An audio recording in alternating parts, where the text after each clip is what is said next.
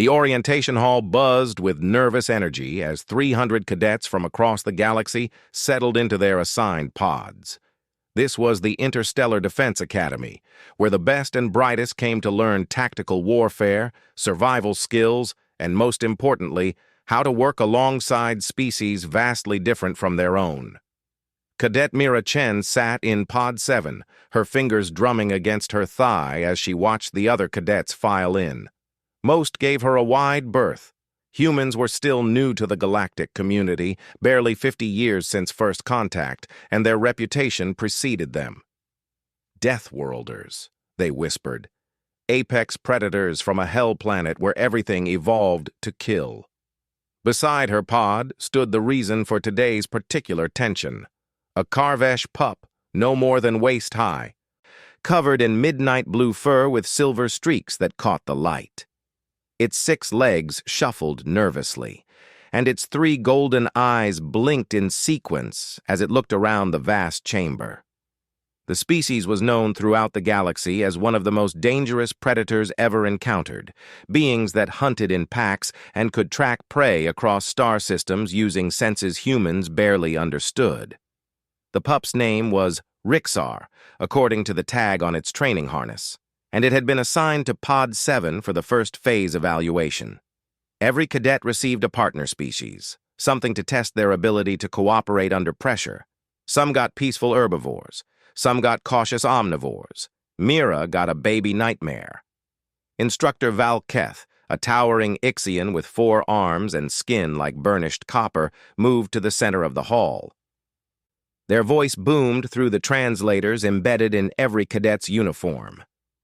Today you will face the silence trial. You and your assigned partner will be sealed in an environmental chamber.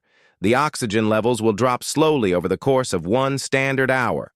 Your objective is simple: remain calm, conserve energy, and demonstrate that you can maintain composure while your body screams for survival. Murmurs rippled through the crowd. The silence trial was legendary, a test that separated those with true nerve from those who merely thought they had it. Your partner species has different oxygen requirements than you, Valketh continued. Some will suffer before you do, some will suffer after. Your job is not to save them. Your job is to understand them, to remain connected, and to prove that panic serves no purpose in the void of space. The instructor's multifaceted eyes swept across the cadets. Those who break the seal early will be dismissed from the academy. Those who harm their partners will face charges. Begin. Mira felt her pod door slide open.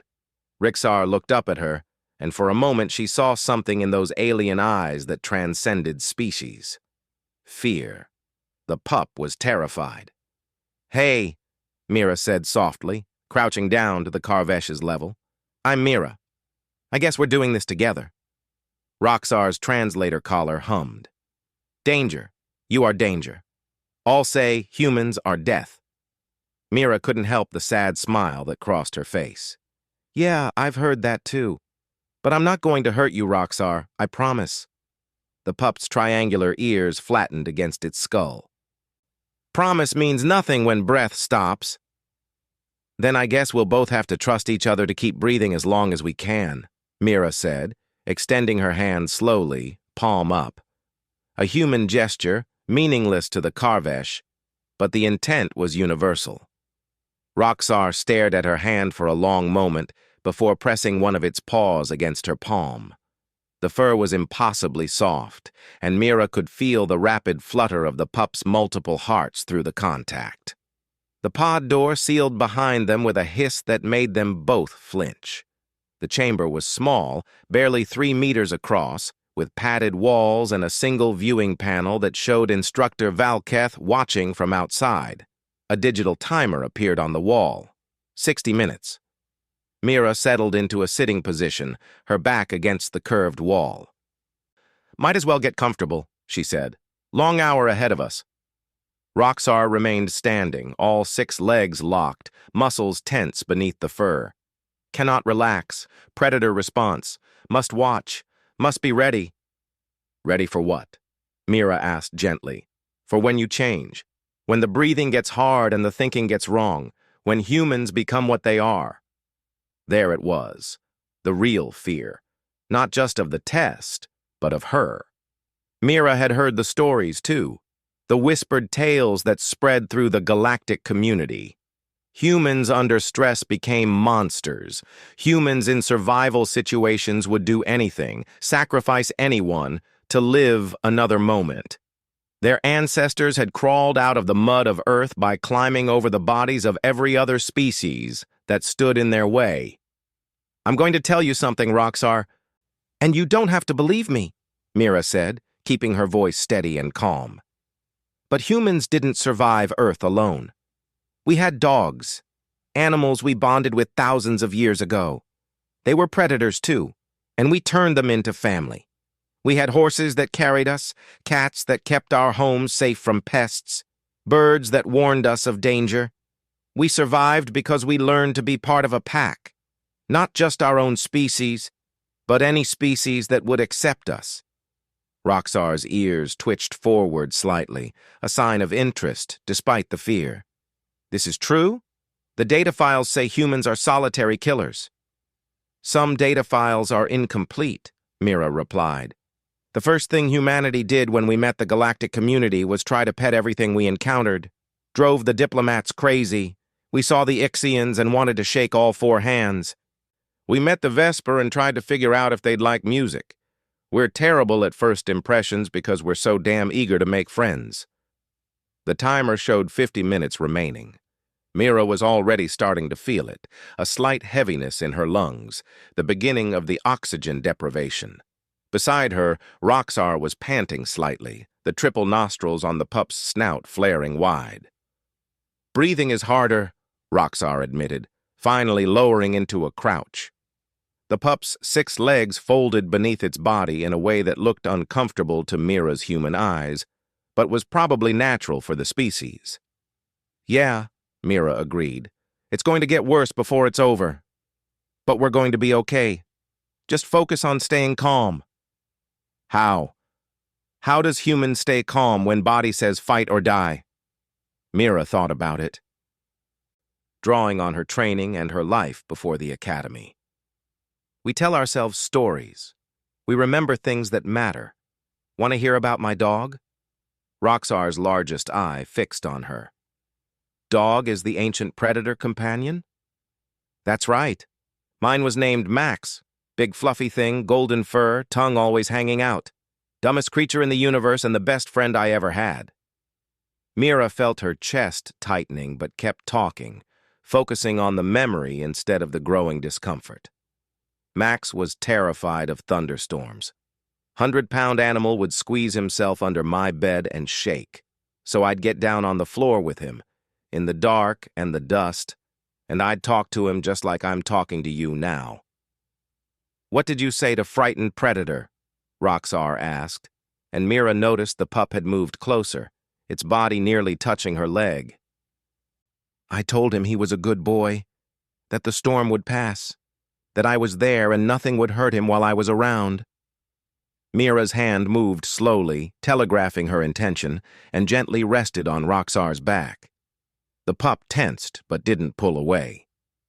Even though, objectively, he could have torn my throat out with those teeth of his. Even though his ancestors were wolves that hunted in packs.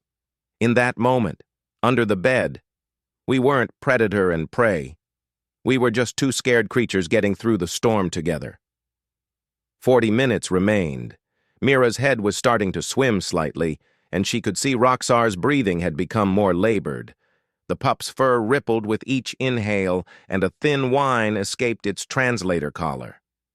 "Hurts," Roxar whispered. "I know, buddy. I know." Mira shifted her position so she could lean against the wall more fully, conserving energy. Roxar immediately pressed closer, the small body trembling. "But you're doing great. You're being so brave." "Not brave. Terrified. Karvesh pup should not show fear to predator. It invites death." "Karvesh pup is being honest," Mira countered, her words coming slower as her body fought for oxygen. "That takes more courage than hiding. Trust me, I'm scared too." Roxar's three eyes widened. Humans feel fear? Of course we do. We're not robots. We're just stubborn about it. Mira managed a weak smile. We feel the fear and do the thing anyway. That's the human trick. Not that we don't get scared, just that we're too stubborn to let it stop us. 30 minutes. The air felt thick now, each breath requiring conscious effort. Mira could feel her heartbeat in her temples, her body's desperate attempt to pump what little oxygen remained to her brain. Beside her, Roxar had gone nearly still, only the rise and fall of the pup's ribcage showing life. Through the viewing panel, Mira could see Instructor Valketh watching intently. Other pods were already darkening, their occupants having triggered the emergency release. The instructor's expression was unreadable, but they made no move to intervene. "Mira?" Roxar's voice was barely a whisper through the translator. "Still here," Mira responded, her hand still resting on the pup's back, feeling each labored breath. "If one of us stops breathing, other will be alone. Then we'll just have to keep breathing together." Mira forced her oxygen-starved brain to think, to remember her medical training. "Match your breathing to mine. In, 2, 3, out, 2, 3, nice and slow. Let's make every breath count." To her surprise, Roxar tried. The pup's breathing pattern shifted, syncing with Mira's deliberately slowed pace. It was harder than taking quick, shallow breaths, but it was more efficient, gave their bodies more time to extract what little oxygen remained. 20 minutes. The world was fuzzy around the edges now. Mira's fingers tingled, and she could feel the cold starting to creep in as her body diverted resources away from her extremities. Roxar had pressed fully against her side now, the pup's silver-streaked fur warm against her uniform. "Tell me more about Max," Roxar wheezed. "About the good boy." So Mira did. She told stories about a dog chasing his tail in the backyard, about beach trips and stolen food from the counter, about an animal that loved unconditionally and asked for nothing but companionship in return. She talked about the day she left Earth for the academy, how Max had somehow known she was leaving for a long time, how he'd pressed his head against her leg and looked at her with those big brown eyes. "Did you say goodbye?" Roxar asked. "I did. I told him he was the best boy in the entire universe. And I meant it." "Mira Chen is good human," Roxar said softly. "Mira Chen stayed, did not leave pup alone, did not become monster when breathing got hard." "I promised," Mira managed, her vision swimming. "Humans keep our promises." 10 minutes. Mira wasn't sure she was going to make it. Her body felt heavy, disconnected. She could feel Roxar's weight against her, could feel the pup's breathing getting more shallow. Part of her wanted to hit the emergency release, to flood the chamber with oxygen and end this test. But she'd seen Roxar's face when they first entered, had heard the fear in the pup's voice. If she gave up now, she'd confirm every terrible thing the galaxy believed about humans. That they were selfish, that they'd sacrifice anything to survive, that they couldn't be trusted. So instead, Mira kept her hand on Roxar's back and kept counting breaths. In, 2, 3. Out, 2, 3. Together. Through the viewing panel, she saw Instructor Valketh step closer. The instructor's head tilted, studying them with an intensity that Mira could feel even through her oxygen-deprived haze. Then something remarkable happened. Valketh smiled. It was a small expression, barely noticeable on the Ixian's alien features, but it was there. A look of something like pride or perhaps satisfaction. The instructor's hand moved to the control panel outside the chamber, but instead of triggering the emergency release, they did something else entirely. They sealed the viewing panel, blocking the window completely, and walked away. 5 minutes. Mira's eyes closed. She couldn't hold them open anymore. But her hand stayed on Roxar, and she could still feel the pup breathing, still alive, still there. "Mira?" Roxar's voice was so faint the translator barely picked it up. "Yeah, buddy? Thank you for staying. Thank you for trusting me," Mira whispered back. The timer hit 0. For one terrifying moment, nothing happened. Then the chamber flooded with oxygen so pure and sweet it almost hurt to breathe. Mira gasped, her body greedily pulling in air as her vision slowly cleared. Beside her, Roxar was doing the same, all 3 eyes wide and bright. The pod door opened. Instructor Valketh stood outside, that same small smile still on their face. "Cadet Chen, Cadet Roxar, you both pass." Mira looked down at the Karvesh pup, who looked back up at her. Without thinking, she reached down and scratched gently behind Roxar's triangular ears. The pup leaned into the touch, a rumbling sound emerging from deep in its chest that the translator didn't bother interpreting. It didn't need to. Contentment was universal. "The test wasn't about surviving the lack of oxygen," Valketh said, gesturing for them to exit the pod. "It was about what you choose to be when survival is in question. Many species, when faced with death, turn inward. They calculate who is worth more, who should live, who should die. But you, Cadet Chen, you chose connection over calculation. And you, Cadet Roxar, you chose trust over instinct." The instructor's 4 hands gestured to the other pods throughout the hall. Some were still sealed, their occupants presumably still enduring the test. Others stood empty, their cadets already dismissed from the program. The galaxy fears humans because they don't understand them. They see the capacity for violence and miss the capacity for loyalty. They see the willingness to fight and miss the desire to protect. Mira stood on shaky legs. Roxar pressed against her side for support. Together, they walked from the pod, neither willing to be separated quite yet. "That's why I smiled," Valketh continued. "And that's why I sealed the panel. Because I knew, watching you two, that you would both make it. Not because you were strong enough to survive alone, but because you were wise enough to survive together." In the following days, Mira and Roxar were assigned as permanent partners for the rest of their training. Word spread through the academy about the human who stayed with her predator partner, who chose connection over self-preservation. Other species started approaching Mira with less fear and more curiosity.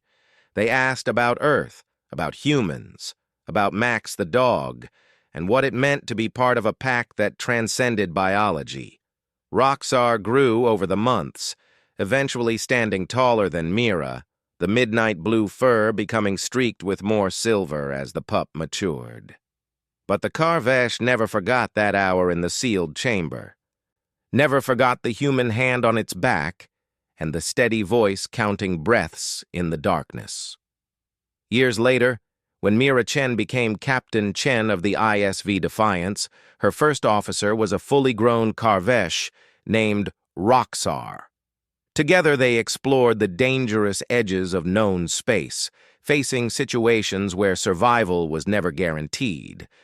And when things got hard, when the ship was damaged and air was running low, Roxar would press close to Mira and they would count breaths together.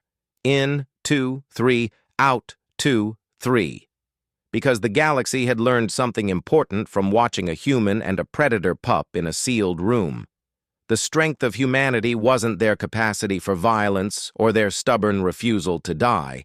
It was their ability to look at something dangerous, something frightening, something completely alien, and decide to call it friend. The instructor had smiled and sealed the room not as a challenge, but as a gift, a chance to show the galaxy what humans truly were. Not monsters waiting to emerge under pressure, but pack animals who had spent millennia learning that survival meant staying together, no matter how hard the breathing got.